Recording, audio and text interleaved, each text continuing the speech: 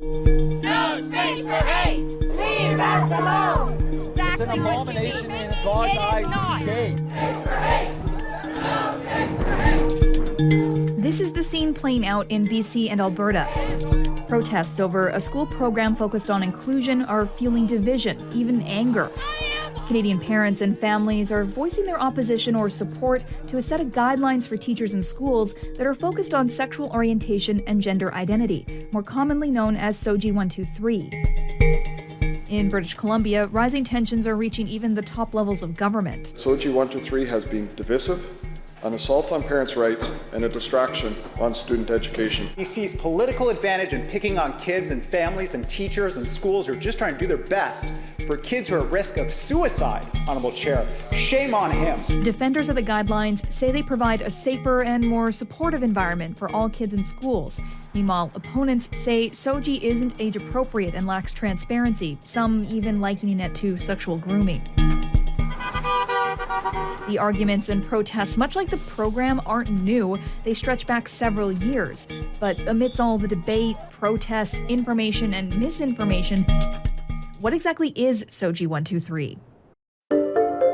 It began in 2016 when BC updated its Human Rights Code. It prohibited discrimination based on gender identity and expression. School districts were then required to include similar language in their anti-bullying policies.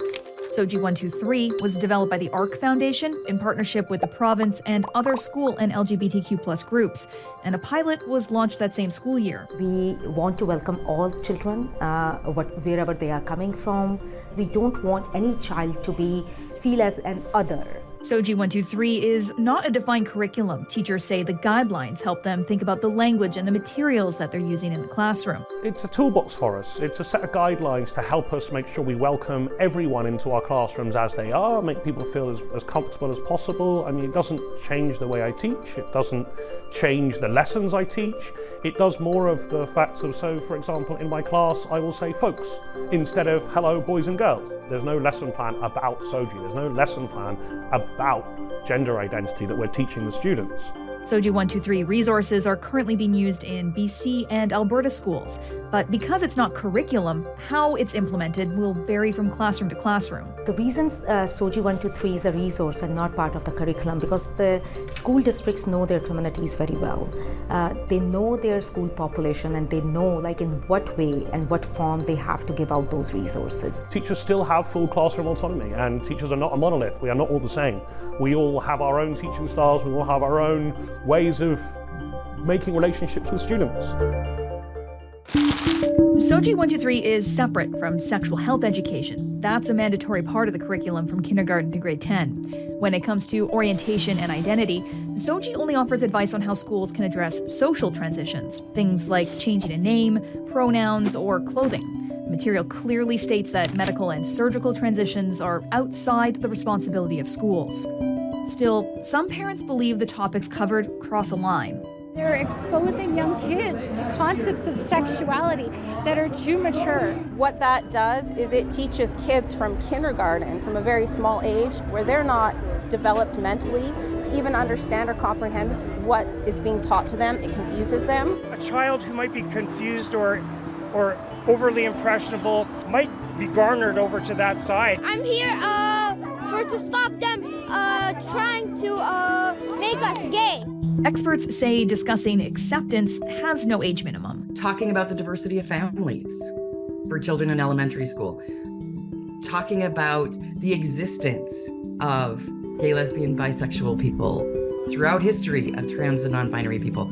That's not controversial in terms of that's developmentally appropriate. You can't change somebody's gender identity. You can't change somebody's sexual orientation. It's so intrinsic. But if you freak parents out that this is what the school is trying to do, then they're going to react. And there's a deliberate spreading of misinformation for this very purpose. Experts say concerns that talking to kids about LGBTQ+ topics could confuse them, make them question their own identity, sexualize them, or make them more vulnerable to abuse don't stand up to the evidence. There's a lot of evidence that says the more informed people are about things like consent and reality around the importance of accurately being able to say things, the more likely they are to prevent being taken advantage of. If just talking about things and asking questions and making people aware that something exists actually changed people's identities and behaviors, we would have all our kids brushing their teeth and flossing.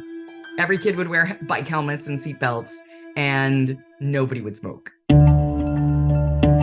Experts worry that the personal beliefs of a vocal minority are creating this misinformation for other well-meaning parents. When gender and sexual orientation policies to support queer and trans kids in schools have been added to various school boards, there's always been some opposition from conservative Christian organizations.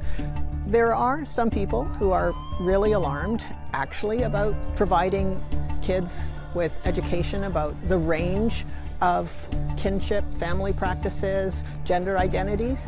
But I think what we're seeing is conservative social movements are using SOGI policies as a lightning rod to incite a moral panic as part of a larger conservative effort to seize political power. BC's education minister says many parents worry about their kids being treated differently, and that's the exact reason SOGI 123 exists. We as parents are, I think, we accept them, but our fear is that how the society will treat them. But that's exactly the opposite that we are trying to do in the K-12 system, that your child or any child should not be othered. When whoever they are, when they come out in the open, the society accepts them. The SOGI 123 website encourages teachers to include parents early on, but whether it offers enough material on how to do that appears to be up for debate. We believe that that has been put in without parental permission, without parental knowledge. Experts say while the province's initial rollout of the program came with a wave of information for parents, it might have fallen short over time. It's easy to do the education of the wider community and then stop doing it. But I don't think that there's any deliberate effort to stop doing it. It's that there's not enough funding. Let's do it right now. Protests and counter-protests have pushed school boards to act, holding things like myth-busting sessions, like this one in Mission. Leave now, please. However, Minister Singh says seeking answers and causing a disruption are two very different things. If you are asking for information, you should be ready to take that information too. You cannot come with your preconceived notions, and especially with the misinformation, and then say that the school districts or the ministry has not provided it. Experts say there are other things the province could be doing to meet parents where they are. Not everybody, has the kind of internet access that is required to, spend some time on a website. And there are people who aren't comfortable with English as a first language. All this material needs to be translated. We need to reach out to people, not expect them to come and get the information.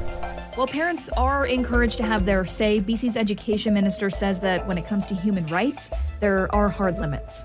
When we are talking about the diversity, protecting the diversity and welcoming the diversity in our schools, that is also the responsibility of the education leaders. Despite the challenges, teachers are still encouraged to make parents part of the program. I consider parents as part of the team here. Like, I would never counsel a student to not tell their parents. The vast majority of parents do a phenomenal job. However, for some students, home is not a safe place. SOGI is making a safe space for students who have historically and currently still are the most bullied, the most likely to self-harm. And these are the students who need the most help and protection. Stats Canada found 1 in 4 teens have been cyberbullied, and that transgender, non-binary youth, and lesbian and bisexual girls are at higher risk of being victimized online. A 2022 report from the Canadian Medical Association Journal also found transgender youth are 5 times more likely to consider suicide, and more than 7 times more likely to attempt it compared to any of their peers. And I've heard from a lot of communities, a lot of parents saying, no, we are not against LGBTQ, but I'm against SOGI. And I think that is in some ways contradictory, because if you are all about their rights, SOGI is also protecting those rights. Both Barton and Singh believe the resource also helps students whether they are LGBTQ+ or not.